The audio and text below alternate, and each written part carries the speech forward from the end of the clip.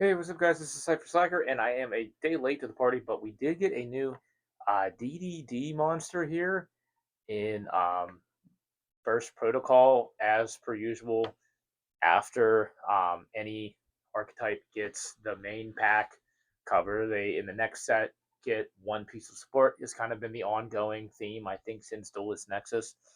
But we are looking at DDD Sage King Alfred, and I quite like this card because it is a fusion, and I kind of assumed that we would be getting a fusion monster because that was the only thing that we didn't get. Like, I mean, we got a new fusion monster in Doom and Dimensions, but we didn't get a new fusion monster that got an effect off of banishment. DDD Wise King Solomon gets an effect off of banishment, and then King Clovis gets an effect off of banishment, but so does this guy. Let's take a look. It says first the magical savants, then Wise King. Last time, now this. Now getting a bit uninspired, but we have DDD, Triple D, Sage King Alfred, 2 DD monsters, Fiend effect, level 6, 1500 attack, 2000 defense. You can use the first and second effects of this card's name each once per turn. During your main phase, you can fusion summon 1 DDD fusion monster from your extra deck by shuffling its materials from your hand, field, and or banishment into grave. So what you can do is you can use this off of Necro Slime. Okay, so you use Necro Slime to summon this, and then those two, the Necro Slime plus whatever you just banished, you can use his effect, shuffle them back into the deck, and then you now basically, if you have access to this card can in and of itself make a wise king, a wave high King Caesar. So you can take this plus another level 6. I mean, obviously he makes a level 6.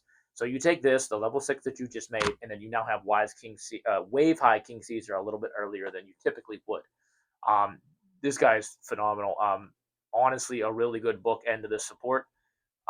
Fantastic. Definitely running him at 1 in my DDD deck. If this card becomes banished, you can target Dark Contract, continuous spells, and traps in your graveyard and or management up to the number of DDD monsters you control. Place them on the field face up.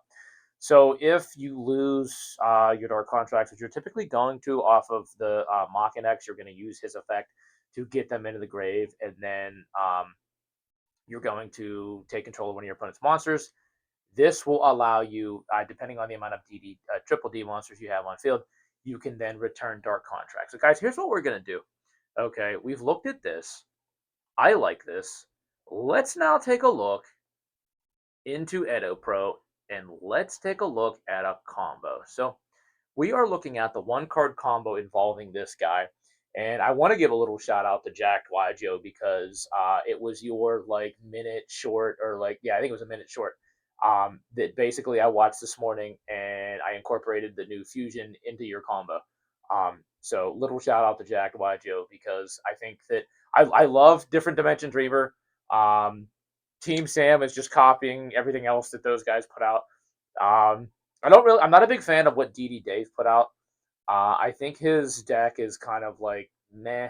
I think he's trying to cut too much engine, but that's me personally. I like as much engine as I can.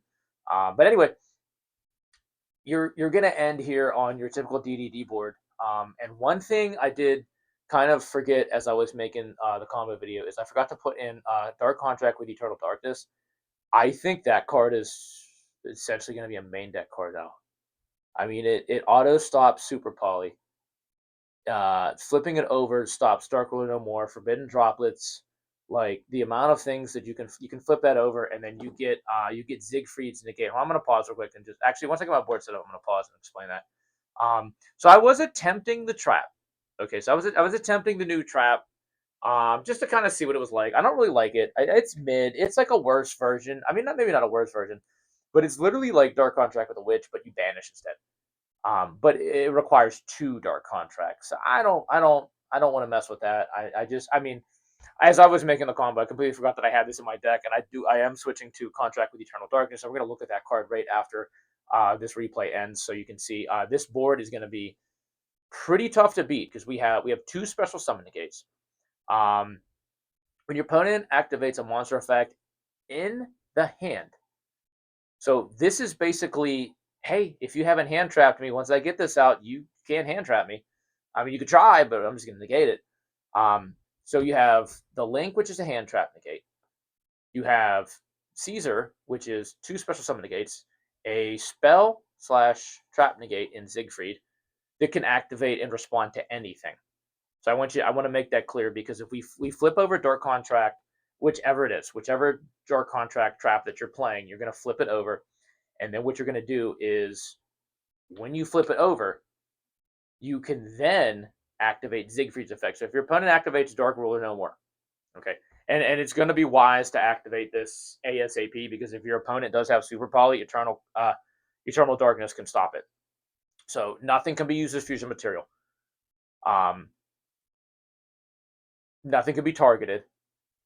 Your opponent can't use their own monsters for fusion, synchro, and all that stuff. So like it's an amazing floodgate on top of, but it allows the Siegfried to respond to Dark Ruler No More or Forbidden Droplet. So anything that it wouldn't typically be able to respond to because they shut down, like it says monster effects can't be responded to it. The This trap essentially stops that.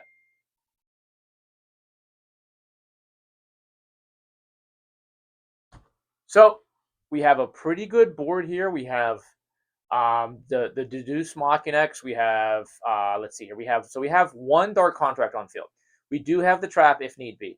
So what we can do is we can use the pop of the Dark Contract and then suck something up, and then we can detach two to suck something else up, or we could just pop the Eternal Darkness once we see like my opponent start to slow down. Okay, I don't need any more. I could send that, and then I could just keep sucking up their monsters.